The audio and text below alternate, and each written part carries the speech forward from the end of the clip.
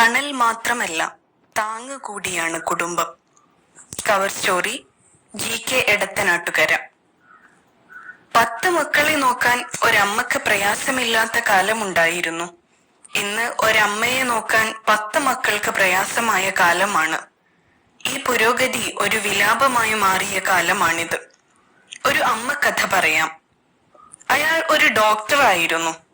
ഒരു ദിവസം തന്റെ പട്ടിയെ കാണാതായി. ഡോക്ടർ പത്രത്തിൽ പരസ്യം കൊടുത്തു.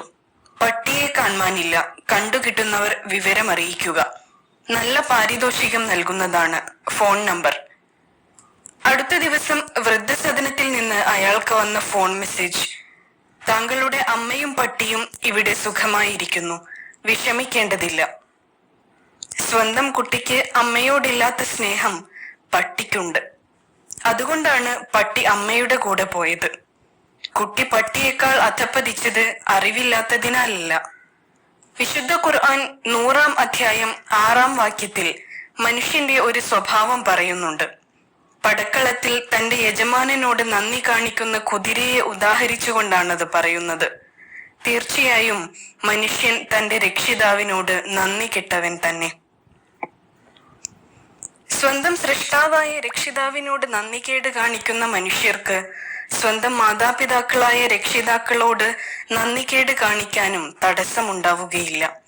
അത്തരം കാഴ്ചപ്പാടുകളെ ശക്തിപ്പെടുത്തുന്ന യുക്തിവാദവും വ്യക്തിവാദവുമൊക്കെ ശക്തിപ്പെട്ട കാലമാണിത്. അത്തരം വാദങ്ങളുടെ ആകെത്തുകയാണ് ലിബറലിസം എന്ന് പറയാം. ലിബറലിസം ദൈവനിഷേധത്തിന്റെയും ഭൗതികവാദത്തിന്റെയും വകഭേദങ്ങളിൽ നവീനമായ ഒന്നാണ് ലിബറലിസം. വ്യക്തി സ്വാതന്ത്ര്യം എന്ന മുദ്രാവാക്യമാണ് അതിന്റെ അടിക്കല്. മതത്തിന്റെയും സമൂഹത്തിന്റെയും നിയന്ത്രണത്തിൽ നിന്ന് വ്യക്തിയെ പരമാവധി മോചിപ്പിക്കൽ അതിന്റെ ലക്ഷ്യമാണ്. ഇതിൽ സ്വാഭാവികമായും കുടുംബവും വരും. കുടുംബ സംവിധാനം വ്യക്തി സ്വാതന്ത്ര്യത്തിനെതിരാണ്. കുടുംബത്തെ തകർക്കലും ലിബറലിസത്തിന്റെ ലക്ഷ്യമാവുന്നത് അതുകൊണ്ടാണ്. അതേസമയം സ്റ്റേറ്റ് വ്യക്തിയുടെ അവകാശങ്ങൾക്ക് സംരക്ഷണം നൽകണം. ഈ വാദത്തിൽ അവകാശങ്ങൾക്കാണ് പരിഗണന, ബാധ്യതകൾക്കല്ല. നന്ദിയും കടപ്പാടുമൊക്കെ ബാധ്യതകളാണ്. മനുഷ്യന്റെ യുക്തിക്ക് അതീതമായ ചില മൂല്യങ്ങളാണവ.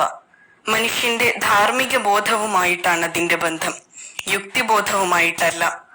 അതുകൊണ്ട് തന്നെ ആധുനിക ലിബറൽ യുക്തിയിൽ ഇത്തരം മൂല്യങ്ങൾക്ക് ഇടം കുറയൽ സ്വാഭാവികമാണ്. ഇച്ഛകൾ ദൈവങ്ങൾ.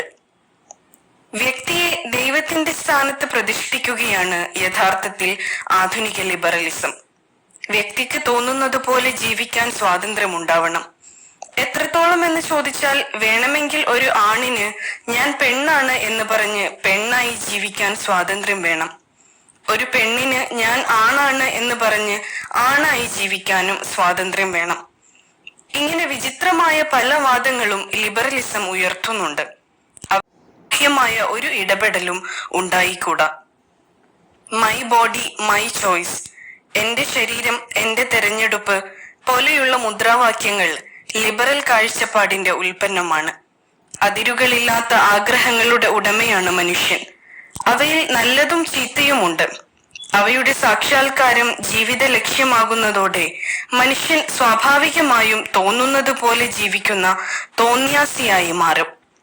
മാത്രമല്ല, മനുഷ്യൻ ഇച്ഛകളുടെ അടിമയും ഇച്ഛകൾ മനുഷ്യന്റെ ദൈവങ്ങളുമാകും.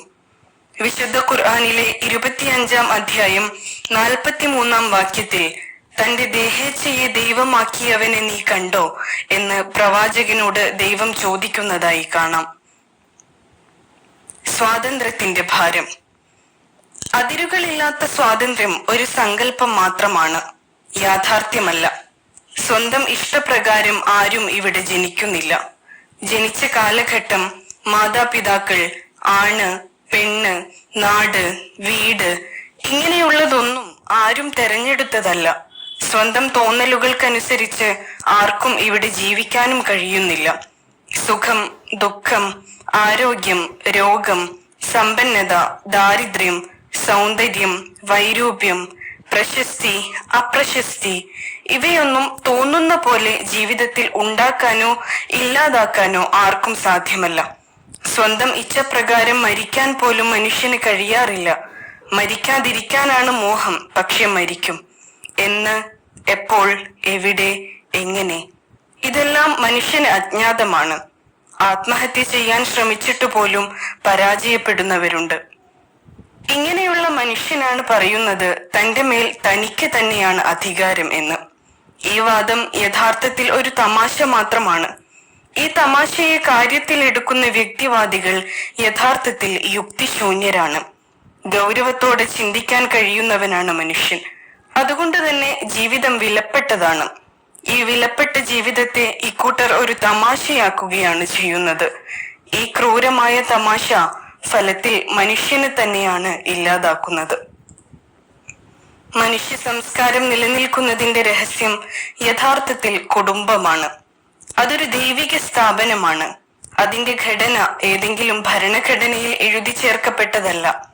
മനുഷ്യപ്രകൃതം അറിയുന്ന ദൈവം മനുഷ്യനായി വളരാൻ രൂപപ്പെടുത്തിയതാണത്. മനുഷ്യന് യഥാർത്ഥ മനുഷ്യനായി ജനിക്കാനും ജീവിക്കാനുമുള്ള കളിത്തൊട്ടിലും കൊട്ടാരവുമാണ് കുടുംബം. അതില്ലാതെ പോയാൽ യഥാർത്ഥ മനുഷ്യനായി ജനിക്കാനും ജീവിക്കാനും മരിക്കാനും മനുഷ്യന് കഴിയാതെ വരും. എന്തുകൊണ്ട്? ഇര തേടാൻ പ്രായമായാൽ അമ്മക്കോഴി അതിന്റെ കുഞ്ഞുങ്ങളെ കൊത്തി ആട്ടാറുണ്ട്. അമ്മക്കോഴി അതിന്റെ കുഞ്ഞായ പൂവൻ കോഴിയെ കൊത്തി ആട്ടുന്നതോടെ അത് പിന്നെ മകൻ അല്ലാതായി മാറും. പിടക്കോഴി പിന്നെ മകളുമല്ല. കൂടപ്പിറപ്പായ പൂവൻ കോഴിക്ക് പിടക്കോഴി പെങ്ങളുമല്ല, പിടക്കോഴി മാത്രമാണ്. പക്ഷി മൃഗാദികൾ പൊതുവിൽ ഇങ്ങനെയാണ്. മനുഷ്യൻ പക്ഷേ പൊതുവിൽ ഇങ്ങനെയല്ല. ഇര തേടാൻ പ്രായമായാൽ മാതാപിതാക്കൾക്ക് മക്കളോട് സ്നേഹമില്ലാതാവുകയില്ല, മക്കൾ പിരിഞ്ഞു പോവുകയുമില്ല. പക്ഷി മൃഗാദികളിൽ നിന്ന് മനുഷ്യനെ വേർതിരിക്കുന്ന പല ഘടകങ്ങളിൽ ഒന്ന് ഇതാണ്. കുടുംബം എന്ന സംവിധാനം നിലനിൽക്കുന്നതും അതുകൊണ്ടാണ്. ഒരു കുടുംബത്തിൽ ഇണകളായി ആണും പെണ്ണുമായ പിതാവും മാതാവുമുണ്ട്. ആണും പെണ്ണുമായി മക്കളുമുണ്ട്. ഇവർക്കെല്ലാം പരസ്പരം ബാധ്യതകളും അവകാശങ്ങളുമുണ്ട്. ഇവിടെ ഇണകൾക്ക് ഇണചേരാൻ അനുവാദമുള്ളൂ. ദൈവിക അധ്യാപന പ്രകാരം ഇണചേരാനുള്ള ലൈസൻസ് വിവാഹമാണ്. പക്ഷിമൃഗാദികൾക്ക് ഇങ്ങനെയുള്ള വ്യവസ്ഥകളില്ല. അതുകൊണ്ട് തന്നെ കുടുംബ സംവിധാനവുമില്ല. അവക്കതിന്റെ ആവശ്യവുമില്ല. കാരണം പക്ഷിമൃഗാദികൾ ജീവിക്കുന്നത് കാഴ്ചയുടെ അടിസ്ഥാനത്തിലാണ്. ജന്മവാസനക്കനുസരിച്ചാണ് അവ ജീവിക്കുക. എന്നാൽ മനുഷ്യൻ ജീവിക്കേണ്ടത് കാഴ്ചപ്പാടിന്റെ അടിസ്ഥാനത്തിലാണ്. യഥാർത്ഥ മനുഷ്യനായി ജീവിക്കാൻ ശരിയായ കാഴ്ചപ്പാട് ആവശ്യമാണ്. അത് ജന്മം കൊണ്ട് കിട്ടുന്നതല്ല. ദിവ്യ വെളിപാടിലൂടെ പ്രവാചകന്മാർ വഴിയാണത് നൽകപ്പെട്ടിട്ടുള്ളത്. കാഴ്ചയുടെ അടിസ്ഥാനത്തിൽ അഥവാ ജന്മവാസനക്കനുസരിച്ച് ജീവിക്കുന്ന പക്ഷിമൃഗാദികളുടെ ധർമ്മം പ്രകൃതിപരമാണ്. എന്നാൽ മനുഷ്യന്റേത് അങ്ങനെയല്ല. മനുഷ്യന്റെ ധർമാധർമ്മ ബോധമാണ് അതിന് കാരണം. ഒരു പൂവൻ കോഴിക്ക് അതിന്റെ അമ്മക്കോഴി കാഴ്ചയിൽ ഒരു പിടക്കോഴി മാത്രമാണ്, മറ്റു പിടക്കോഴികളെ പോലെ. ഒരു ആൺകഴുതക്ക് അതിന്റെ അമ്മ കഴുത ഒരു പെൺകഴുത മാത്രമാണ്, മറ്റു പെൺകഴുതകളെ പോലെ. അതിനാൽ അവക്ക് അമ്മയോട് സവിശേഷ പെരുമാറ്റം ബാധകമല്ല. അമ്മയുമായി ഇണചേരാൻ പോലും ഒരു തടസ്സവുമില്ല. എന്നാൽ മനുഷ്യനെ സംബന്ധിച്ചിടത്തോളം തന്നെ നൊന്തുപെറ്റ മാതാവ് കാഴ്ചയിൽ ഒരു സ്ത്രീ മാത്രമാണ്. എന്നാൽ അത് ഒരു സ്ത്രീ മാത്രമല്ല, തന്റെ അമ്മ കൂടിയാണ്. ഈ കാഴ്ചപ്പാടാണ് മനുഷ്യനെ മനുഷ്യനാക്കുന്ന ഒരു ഘടകം.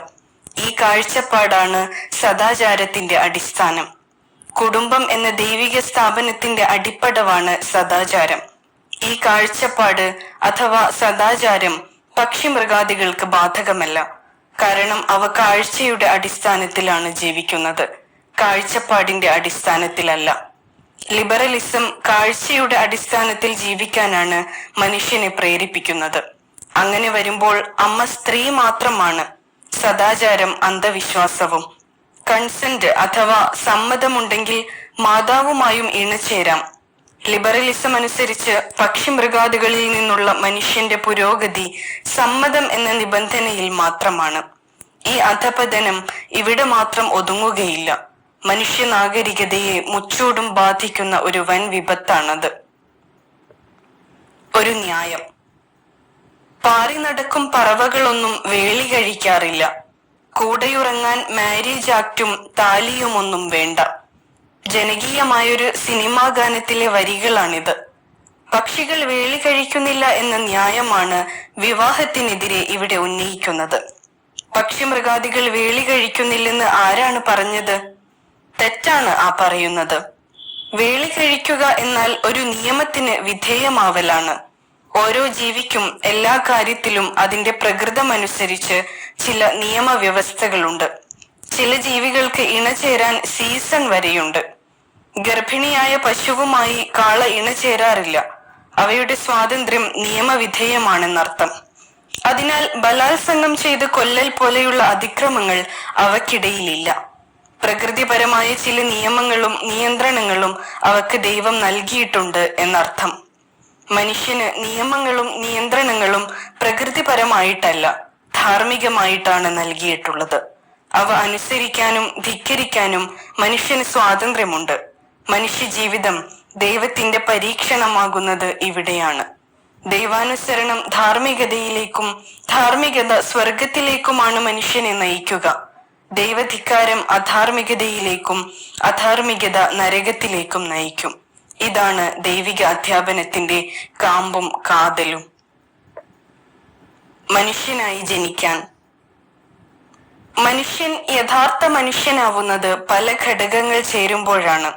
കുടുംബ ബന്ധങ്ങൾ അതിൽ പ്രധാന ഘടകമാണ്. കുടുംബമില്ലെങ്കിൽ തന്തയില്ലാതെ ജനിക്കേണ്ടി വരും. മാത്രമല്ല, പിതാവില്ലെങ്കിലും ആ സ്ഥാനത്ത് പകരക്കാരുടെ സാധ്യതയും കുടുംബമില്ലെങ്കിൽ ഉണ്ടാവുകയില്ല. ഡേവിഡ് ബ്ലാങ്കൻഹെയ്നിന്റെ പ്രസിദ്ധ പുസ്തകമാണ് ഫാദർലെസ് അമേരിക്ക. ആധുനിക ലിബറലിസം കുടുംബത്തെ തകർത്തതിന്റെ ബാക്കിപത്രമാണ് അതിലെ ഇതിവൃത്തം. ഭൗതികതയിൽ പുരോഗതിയും മാനുഷികതയിൽ അധോഗതിയും എന്ന അവസ്ഥയിലാണ് അമേരിക്കയെ പോലുള്ള പല രാജ്യങ്ങളും. അധോഗതിയുടെ കാരണങ്ങളിൽ ഒന്ന് കുടുംബ തകർച്ചയാണ്. കുടുംബമില്ലാത്തിടത്ത് ജനിക്കുന്ന കുഞ്ഞിന് അച്ഛൻ മാത്രമല്ല ഇല്ലാതാവുക, ജ്യേഷ്ഠനും ജ്യേഷ്ഠത്തിയും നഷ്ടമാവും, അനിയനും അനിയത്തിയും ഇല്ലാതാവും, വല്യച്ഛനും കുട്ടിയച്ഛനും എന്താണെന്നറിയില്ല, അമ്മാവനും അമ്മായിയും സങ്കല്പം മാത്രമായി അവശേഷിക്കും, മുത്തച്ഛനും മുത്തശ്ശിയും പഴംപുരാണമായി മാറും. കുടുംബ ബന്ധങ്ങൾ മാനുഷിക ബന്ധങ്ങളുടെ പ്രാഥമിക അടരാണ്.